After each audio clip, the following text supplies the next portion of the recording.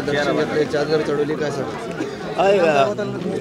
शेवटी गावाची यात्रा असते मोठी आणि या गावातून बाहेर गेलेला प्रत्येक माणूस या दिवशी दर्शनासाठी गावात येतो। आमच्या गावाचं मोठं संत महंतांची भूमी, इथं मोठा आश्रमसुद्धा आहे की जिथं मातंग ऋषी गौतम ऋषी असा मोठा आश्रम आहे।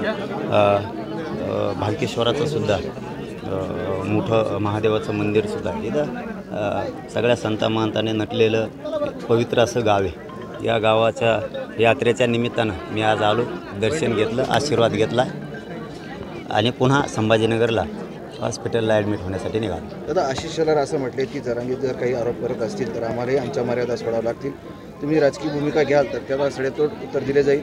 मनोज जरांगे पाटील म्हणजे सकल मराठा समाज हा भ्रम त्यांनी सोडून द्यावा आणि जरांगे आम्ही तुमचं चॅलेंज स्वीकारलं, हम तयार आहे। चल जाय म्हणा, चल तर काय करायचं, चल। 13 तारखेनंतर मराठा आरक्षणाची काय भूमिका असणार आहे, काय प्लॅन काय नेमका? नाही, 13 नाही, 29 ऑगस्टला महाराष्ट्रातली बैठक होती, त्या दिवशी ठरलं जाणार आहे 288 उभा करायची का पाडायची। वेगवेगळे नेते जे आहेत ते तुमच्याकडनं निवडणूक लढवण्यासाठी इच्छुक आहेत, मोठमोठे नेते आहेत, कसं पाहता या सगळ्या गोष्टी विधानसभेत? नाही, आता राजकारणाचं गणित हे वेळेवर ठरवायला लागतं आणि राजकारणात काही गोष्टी उघड केल्या नाही जात आणि त्या करायला पण नाही पाहिजे। ज्या माणसाला यशस्वी व्हायचं आहे किंवा ज्याला त्याच्या गोरगरीब मराठ्यांचे स्वप्न साकार करायचे, त्यांनी काही गणितच सांगितले नाही पाहिजेत। त्या मर्यादा आणि ते संकेत हे दोन्ही मी पाळतो। येणाऱ्या निवडणुकीमध्ये जातीवरती होणार आहे की विकासावरती ही निवडणूक होणार आहे? नाही, ती 29ला सांगतो ना, आजच सगळं सांगितलं कसं व्हायचं।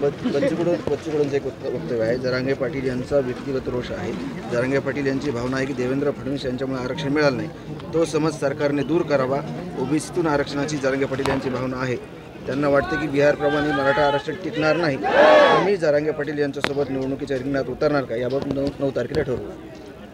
बच्चूभाऊ म्हणतायत ते पण खरं आहे आणि बच्चूभाऊ एक सच्च्या शेतकऱ्यांसाठी लढणारा सडेतोड कुठलाही समाज असो त्याविषयी भूमिका मांडणार आहे। हे आशिष शेलार साहेबांनी समजून घ्यायला पाहिजे काय मत आहे आमचं। आम्ही कोणाला बोलतो, चूक झाल्यावर बोलतो, मग ते सत्ताधारी असो न काही विरोधक असो, आम्ही गिनत नाहीत। आणि तुम्ही ह्या भानगडीत नका पडू म्हणा, तुम्ही जे आत्ता कोणचं प्रत्युत्तर देणार आहे ना, या भानगडीत पडू नका। मराठ्यांना चॅलेंज नाही करायचं, मराठ्यांना चॅलेंज करणारे कटकपर्यंत टिकून दिलेले नाहीत मराठ्यांनी, हे लक्षात ठेवायचं। मी बोलत नाही म्हणून तुम्ही बोलायला लागलं तर असं करू नका। मी जर एकदा बिघडलो ना तर इतका बोलेल की तुम्हाला तोंडसुद्धा बाहेर नाही काढता येतं आणि मराठी काढू देणार नाही तुम्हाला तोंड बाहेर। आधी दरेकर नंतर प्रसाद लाड नंतर आता आशिष शेलार, त्यांना कामच तेवढे, ते दोन नावं घेतले ना ते तर पुरे कामातून गेलेले, ते मराठ्यांच्या जीवावर मोठे झालेले, ते मागच्या दारातून गेलेले गिनीतच नाहीत मराठी। समोर मैदानात मग मराठी काचाकच पाडी देत बघ मला काचका। दादा, तुमच्या तब्येतीची काळजी सर्वच घेतात, त्यात राजकीय पुढारी देखील आहे, काय आव्हान काय असणार आहे? नाही, आता तब्येत शेवटी काय असतं, शरीर असते आणि ज्याला मनुष्य धर्म कळतो, ज्याला माणसाच्या वेदनाची जाण आहे, मग तो पक्ष असो, नेता असो किंवा सामान्य माणूस असो, ते माणसाचं माणुसकीचं नातं हे वेगळं असतं आणि ते प्रत्येकाविषयी सहानुभूती असली पाहिजे। कोणाची तब्येत खराब असली तरी आपण ते मान्य केलं पाहिजे किंवा त्याला आशीर्वाद दिले पाहिजे, तेच जनता करते। ओबीसीची सुद्धा आरक्षण यात्रा निघते, ह्या यात्रेकडे कसं पाहता तुम्ही? काय जी भाजप पुरस्कृत आहे असं म्हणता येईल का? नाही, काय असतं की एक लोकशाहीत अधिकार आहे प्रत्येकाला काढण्याचा, ज्यांनी त्यांनी काढावं त्याबद्दल आमचं काय नाराजी असण्याचं काही कारण नाही। परंतु विनाकारण एखाद्या जातीच्या विरोधात रोष निर्माण करायचा किंवा त्यांना काहीतरी टार्गेट करायचं आहे म्हणून कधी रॅल्या असल्या नाही पाहिजे। तुमच्या न्यायासाठी 100% असल्या पाहिजे, पण त्या तुमच्या न्यायासाठी नाही आहेत, त्या छगन भुजबळच्या हातापायी आहेत। जरांगे पाटील ओबीसी नेत्यांकडून वारंवार कुणबी नदीमध्ये फेरफार केला जातोय, खाडाखोड केले जाते असे आरोप केले होते। मात्र पूजा खेडकर प्रकरण संपूर्ण महाराष्ट्राला माहीत आहे। दिव्यांग प्रमाणपत्र असेल आणि नॉन क्रिमिनलचं प्रमाणपत्र असेल हे बोगस वापरलेलं आहे, या संदर्भात काय सांगाल आपण? ते छगन भुजबळला नाही दिसायचं, त्याला गोरगरीब मराठ्यांचे पोरं मोठे व्हायला लागले। सरकारी नोंदी सापडल्यात 1884 पासूनच्या, 1902चे सुद्धा आता गॅजेटसुद्धा सापडले, जनगणनासुद्धा सापडायला लागली। खूप काही असे पुरावे की ते मराठ्यांजवळ आता सापडायला लागलेत। आपल्या सारा अभिलेख म्हणून आहे, तिथंसुद्धा आपले आता पुरावे सापडायला लागलेत। हैदराबादलासुद्धा जवळपास 8000 पुरावे सापडले। हे आमचे ओरिजिनल असतानासुद्धा त्याला रद्द करा म्हणायचं, ही छगन भुजबळची नीयत आहे। म्हणून मराठा एक झाला आहे स्वतःच्या पोराच्या बाजूनं आणि मराठ्यांना माझ्या आजच्या या पवित्र दिवसाच्या निमित्तानं विनंती आहे की मायबापा थोडासा विचार करायचं शिका।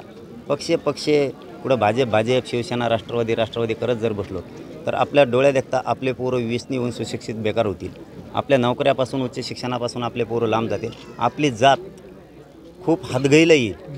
इतक्या पक्षाच्या नेत्यावर प्रेम करू नका. पोरं मोठं होण्यासाठी आणि जात मोठं होण्यासाठी आपण एकदा तरी आता आपल्या जातीच्या आणि लेकराच्या बाजूनं ठाम उभा राहणं गरजेचं आहे. न्याय मात्र 100% मिळतो. प्रकाश आंबेडकरांची आरक्षण बचाव यात्रा सुरू आहे, परंतु ते असं म्हटले की तुम्हाला निमंत्रण देण्याबाबत अजून काय आमचं ठरलं नाही, पण निमंत्रण देऊ शकते तुम्हाला की सामील व्हावं म्हणून.